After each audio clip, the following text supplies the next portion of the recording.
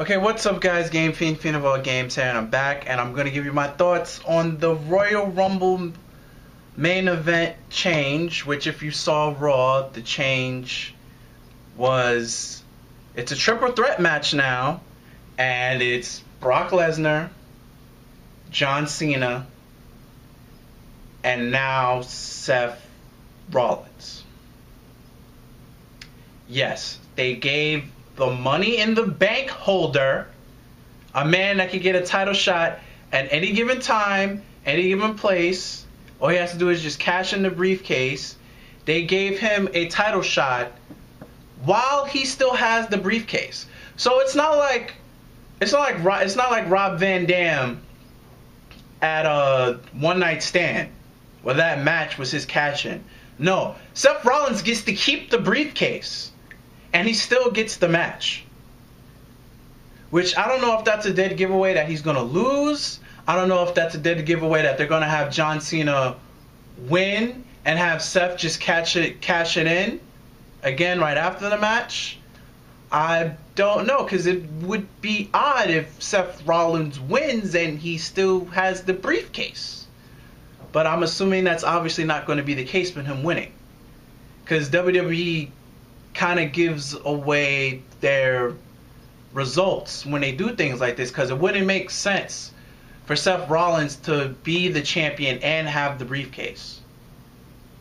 So either if they do have Seth Rollins wins, I'm assuming they're gonna have something where Seth Rollins gives the briefcase away or some type of thing. But it doesn't make sense. I find it stupid. If WWE really wanted to make this a triple threat match, they could have done it in so many other ways. They could have had the winner of the ambulance match get put in the triple threat match. They could have gave, well, now that I think about the main event scene, there's really nobody, because the Authority's back in power. Everybody on Team Cena got fired on Raw. That was the ending of Raw. So majority of the main event scene are faces. Now that I'm thinking about it, because Randy Orton's coming back as a face, Roman Reigns is a face, Cena is a face. Everybody else is heel. Seth is heel, Brock is heel.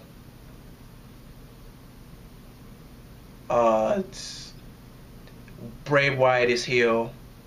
Dean Ambrose is a face, but for some reason they have him losing. I don't get that. This man jumps off. This man does elbow drops on people that's standing up. But the fans love him, but they still book him to lose to build up Bray Wyatt.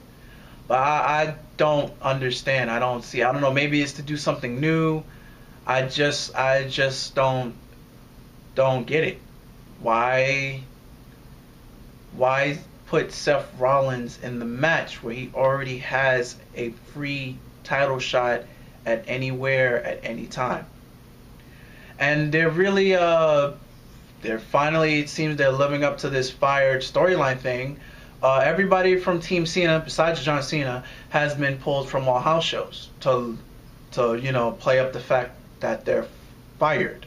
So my response to that was, so they gave them vacation? Because they're still getting paid. Because they're not really fired, it's all story.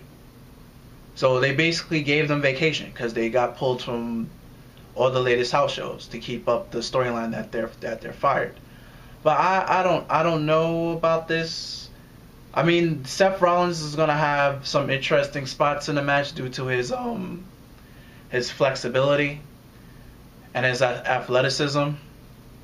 But I really, at the end of the day, I find this decision stupid.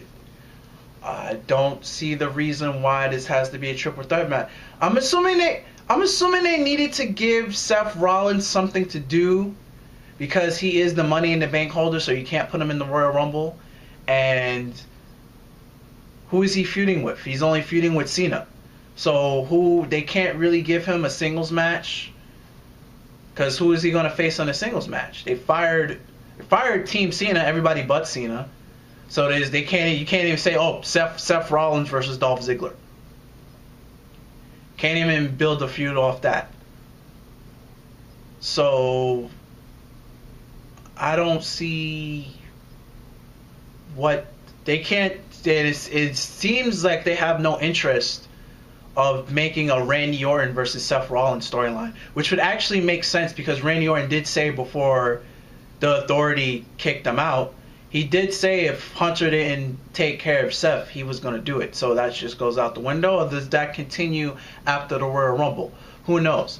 And with Dolph Ziggler getting fired, he doesn't get his rematch for his title back, which that seems to be the theme for the past 2 years, because Dean Ambrose never got his title rematch for the U.S. title. Randy Orton never got his rematch for his title, for the World Heavyweight title. And Dean Ambrose never got his rematch title for the U.S. title. So, yeah, it's been a thing of no title rematches. But that's the only match that's been... Well, obviously, besides the Royal Rumble... Daniel Bryan's in the main event. See, I forgot. He's in the Royal Rumble. But he's a face as well. But Daniel Bryan's in the Royal Rumble. Roman Reigns is in the Royal Rumble. Those are the only two people I didn't watch SmackDown. So yet again, I didn't watch SmackDown. So yeah, so those are the only two people that I know of that are officially in the Royal Rumble. And once again, Team Cena is fired, all but Cena. So it's interesting how this match is going to play out. They could go with Brock winning and pinning Cena. They could go with Cena winning but having Seth cash in after. They could go with Cena winning, but if Cena wins, he breaks Ric Flair's record, because John Cena will be a 16-time champion. But I would think they would save something like that for WrestleMania. I don't think they would do it on Royal Rumble. I think they would save that for like a really big pay-per-view. Well, Royal Rumble is a really big pay-per-view. Don't discredit it. But then again, John Cena did become a 15-time champion on the Money in the Bank pay-per-view. But I don't know, John Cena breaking that record, I wouldn't. No less than WrestleMania, I would see that happening, if it does happen. But I don't know, I just find it stupid. I find WWE could have did other things. What are your thoughts on them making this a triple threat match at Royal Rumble instead of just leaving it Brock versus Cena? But then you can throw in the fact that in the past 6 months that we did see Brock versus Cena 3 times. You can just throw that in as well. I don't know. Leave your thoughts in the comment section below.